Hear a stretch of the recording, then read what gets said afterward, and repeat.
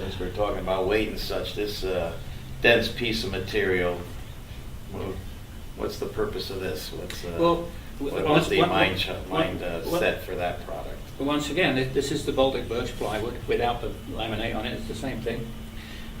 Beautiful product. It's heavy. It is not light, and it's used, generally speaking, in the construction of trunks rather than cases. In fact, there's an example of one, an Ascot, there right behind you, which is a chain motor case, which is all this 3/4 inch Baltic birch plywood. Once again, the same method of making cases is used, the rabbiting on the edges, the dadoing for any dividers that need to come out. In the case of these heavy duty ones, not only are they nailed and screwed and glued, but they are also screwed every 3 inches with 1 5/8 countersunk screws, which are then filled, and the whole thing is sanded and polished so that you don't see them, but they are there.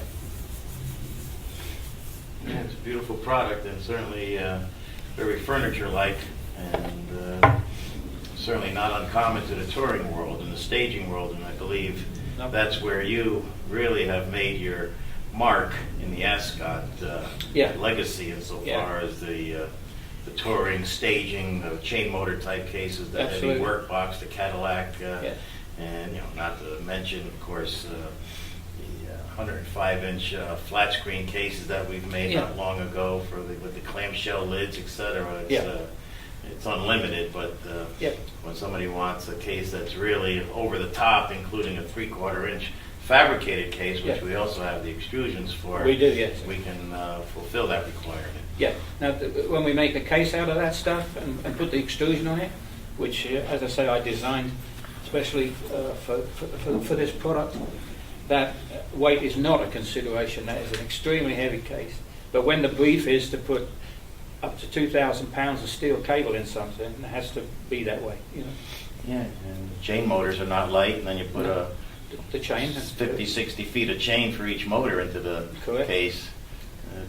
Weight is not a consideration, is right. Yeah. And that's a very popular product as well. Yeah. Well, that's fabulous. Chain motors have been a constant source of usefulness to us in times of hardship, which we sometimes have. With the recession, it was an item that we found. We had a couple of weeks, we could put 30 or 40 into stock, knowing full well that they would be sold shortly as an investment. Right. Yeah.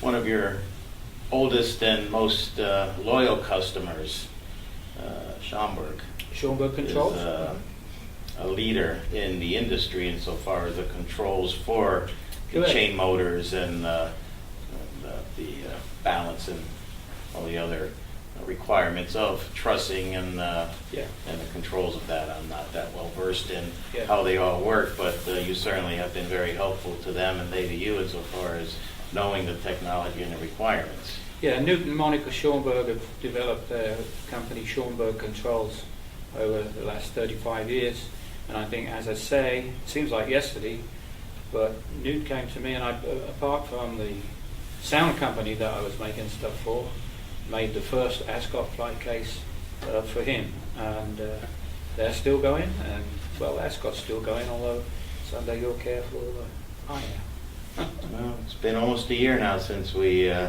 acquired Ascot, and you've become part of our team, as indicated by our poster over here, and it's been a good relationship, excellent one. We appreciate your ongoing support and customer service and maintaining the customer base and helping us to learn more about your product so we can maintain that quality product and be true to form insofar as what you developed over the past 34 years. So yeah, it's worth noting that when Joe bought the company, that 5 of my employees, most of whom were very long term,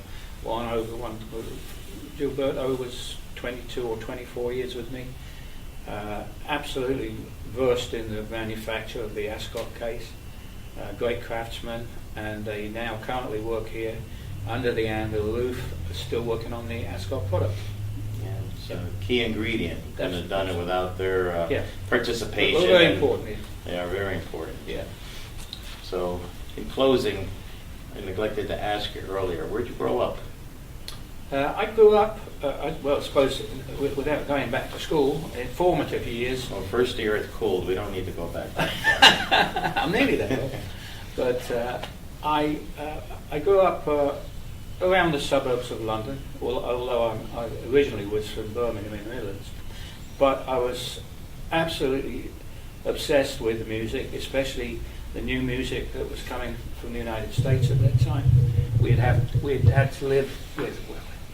lived with, you know, those 50s and 60s pop songs, you know, and all of a sudden people like Chuck Berry appeared, you know, stuff like that. And a lot of English groups dropped doing trad jazz, which was a big thing at the time, and mainly down to a guy called Alexis Corner, who really got the blues going in and around London. I started turning up at shows, not only, and found that if I helped the guys when they arrived with equipment, I didn't have to pay to get in, and I'd get free beer, which is worth a lot to I think that's what a lot to of a roadies still get now. Huh? 16 or 17-year-old.